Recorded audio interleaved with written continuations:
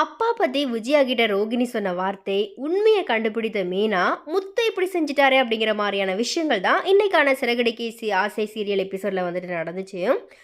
அதாவது ஸ்ருதி அண்ட் ரவி வீட்டுக்கு வராம நான் சாப்பிட மாட்டேன் அப்படிங்கிற மாதிரியா உண்ணாவிரதம் இருந்த விஜயாவை சாப்பிட வைக்கிறதுக்காக முத்து பார்த்தீங்கன்னா ஒரு முக்கிய முடிவு எடுத்திருக்கிறாரு. அதே நேரத்தில் விஜயா ரோகிணி கிட்ட அவருடைய அப்பாவை பற்றி கேட்டு மறுபடியும் மிரட்டுறாங்க. ஸோ இந்த நிலையில தான் என்ன நடந்துச்சு அப்படிங்கிறத பார்ப்போம். ஸோ அந்த வகையில் இந்த எபிசோடோட ஆரம்பத்தில் பார்த்தீங்கன்னா முத்து டைனிங் டேபிளில் இழைய போட்டு பிரியாணியை வச்சு சிக்கன் 65 முட்டை ரைத்தா இந்த மாதிரியே எல்லாத்தையுமே பரிவார வாசனையை பார்த்து மனோஜ் ரோகிணியையும் அம்மாவையும் கூப்பிட ரோகிணியை அலையாத இந்த மாதிரியா திட்டுறாங்க. அப்போது விஜயா எனக்கு ஒன்றும் வேண்டாப்பா இந்த மாதிரியா வீராப்பா உக்காந்துட்ருக்க முத்து அண்ணாமலையை கண்காட்டி கூப்பிட சொல்கிறாரு. அதுக்கப்புறமா ரோகிணி ஆன்ட்டி பட்னியாக இருந்தால் உங்களுக்கு அல்சர் வந்துடும், கிட்னியில் ஸ்டோன் வந்துடும் இந்த மாதிரியா சொல்லவும் விஜயா அதுக்குமே எனக்கும் வேண்டாம் இந்த மாதிரியா வீம்பா உட்காந்துட்ருக்குறாங்க. அதோட நீங்கள் வேணா போய் சாப்பிடுங்க இந்த மாதிரியா விஜயா சொன்னதும் சரின்னு சொல்லிட்டு ரோகிணியும் மனோஜை கூட்டிகிட்டு வந்து சாப்பிட உட்காந்துடுறாங்க.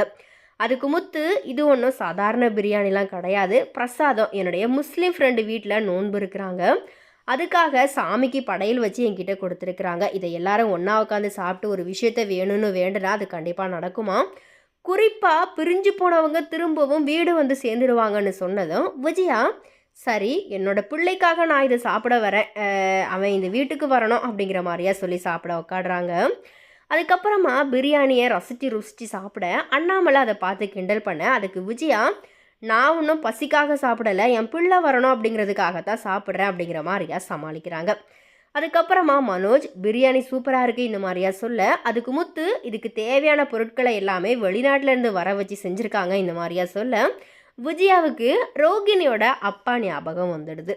அதோட ரோகிணிக்கிட்ட நான் இந்த பிரச்சனையில் உங்கள் அப்பாவை மறந்துட்டேன், உங்கள் அப்பா ஏன் வரலை, எங்கே இருக்கிறாரு, ஏர்போர்ட்லேருந்து இன்னுமா வந்துட்டு இருக்கிறாரு இந்த மாதிரியா கேள்வி மேலே கேள்வி கேட்க முத்து எனக்கு என்னவோ இதெல்லாம் நம்புற மாதிரி தெரியலையே இந்த மாதிரியா அதை மேலும் ஏற்றி விட விஜயா பயங்கரமாக கோவப்படுறாங்க.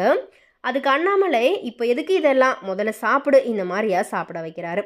அதுக்கப்புறமா விஜயா ரோகிணியோட ரூமுக்கு போய் உண்மையாகவே உங்கள் அப்பா வருவாரா வரமாட்டாரா, நீ சொல்கிற கதையெல்லாம் நான் எனக்கு நம்பிக்கை இல்லை, நான் ஒன்றும் முட்டாள் கிடையாது, உண்மையாகவே உனக்கு அப்பா இருக்காரா இல்லை நீ கற்பனையில் அப்பா இருக்காருன்னு நினச்சிட்டு இருக்கியா இந்த மாதிரியா திட்ட அதுக்கு ரோகிணி அப்படியெல்லாம் இல்லை ஆண்டி, எனக்கும் எங்கள் அப்பா வரணும், அவர்கிட்ட பேசணும் அப்படிங்கிற ஆசை இருக்காதா, அவர் ஃபோனையே எடுக்க மாட்டேங்கிறாரு இந்த மாதிரியா கண்ணீர் விட்டு அழ அதுக்கு விஜயா இந்த அழுகெல்லாம் நான் நம்ப மாட்டேன், உங்கள் அப்பா இங்கே வந்தே ஆகணும், இல்லைனா இந்த வீட்டில் உனக்கான இடம் எது அப்படிங்கிறத இனி நான் முடிவு பண்ண வேண்டியிருக்கோம் இந்த மாதிரியா சொல்லிடுறாங்க. மனோஜுக்காக கூட நான் பார்க்க மாட்டேன் அப்படிங்கிற மாதிரியா வார்னிங் கொடுக்க ரோகிணி அதிர்ந்து போய் நிற்கிறாங்க.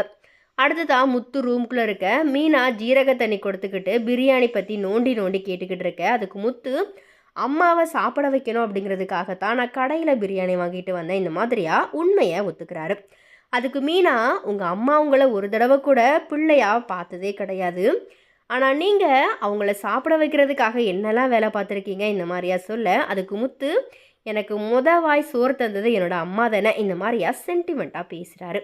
அதுக்கு மீனா முத்துவை பாராட்ட அதுக்கு முத்து வெறும் பாராட்டு மட்டும்தானா இந்த மாதிரியா கன்னத்தில் முத்தம் கேட்க அதுக்கு மீனா முத்துவை தள்ளிவிட்டு சவாரி இருக்குன்னு சொன்னீங்களே போயிட்டு வாங்கன்னு சொல்லி அனுப்பி வைக்கிறாங்க.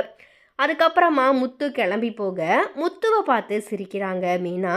இப்படியா இன்னைய எபிசோடு பார்த்தீங்கன்னா கொஞ்சம் காமெடியாகவும் கலகலப்பாகவும் சின்ன ஒரு அழுகை அண்ட் ஒரு ரொமான்ஸோட போயிருக்குது.